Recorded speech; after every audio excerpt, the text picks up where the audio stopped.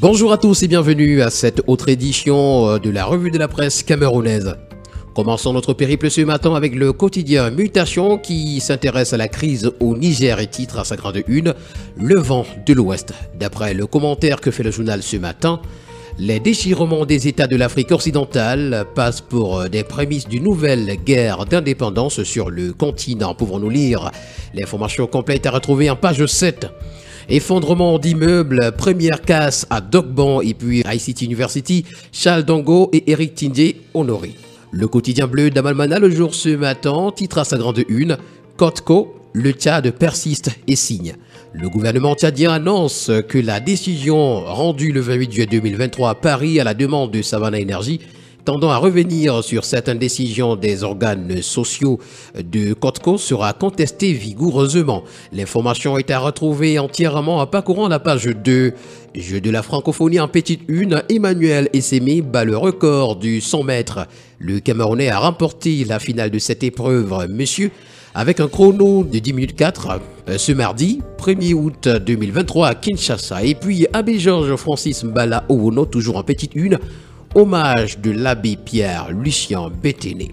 Le quotidien émergent ce matin parle d'alcool frelaté à sa page de présentation. Le Grand Banc, titre pour nous le journal.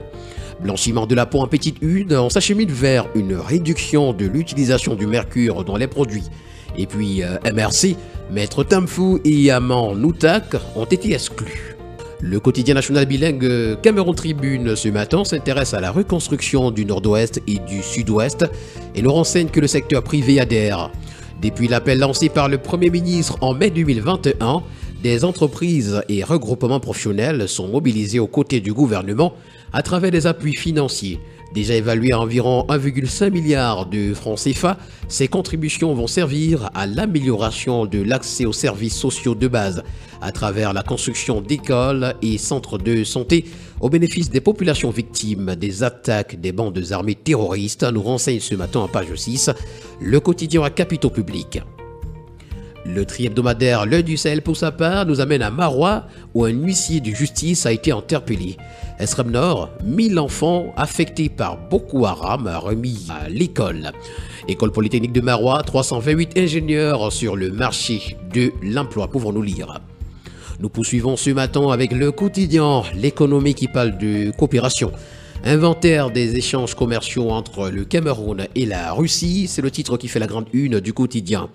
Ils ont été timides ces dernières années et se sont davantage dégradés depuis le déclenchement du conflit russo-ukrainien en février 2022.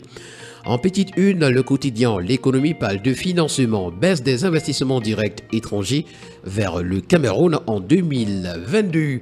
Reconstruction du Nozo également, l'APECAM apporte sa contribution. Le quotidien Econews, dans sa parution de ce matin, parle du développement national et s'interroge. L'anticipation est-elle possible? Dans un contexte de changement constant et imprévisible à l'échelle nationale et internationale, nous sommes confrontés à une combinaison d'incertitudes, d'opportunités et de défis.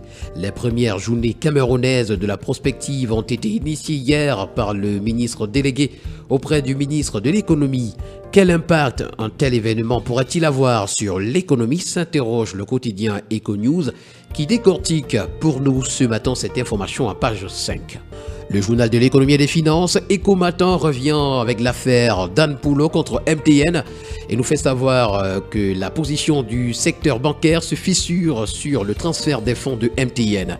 À son autre une ce matin, Ecomatin nous amène au Congo.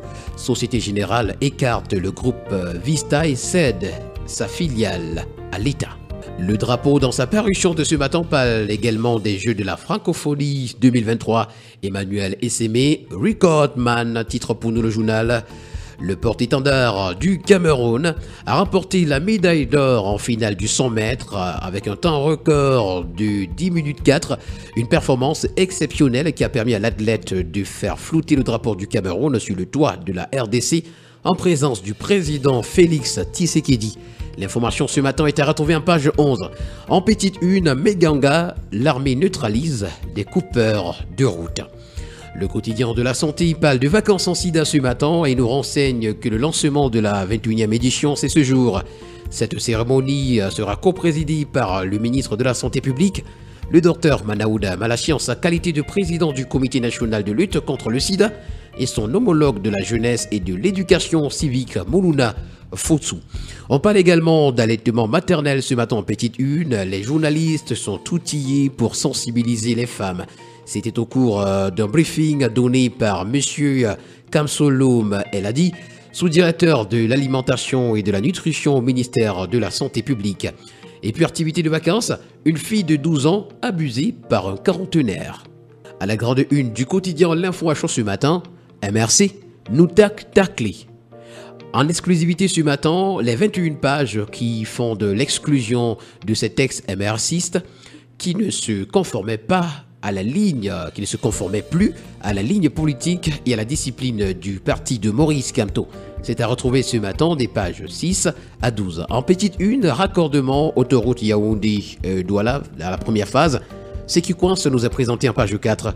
Comité statutaire, Union douanière, zone CIMAC. La nécessité d'actualiser les tests nous est posée ce matin en page 5.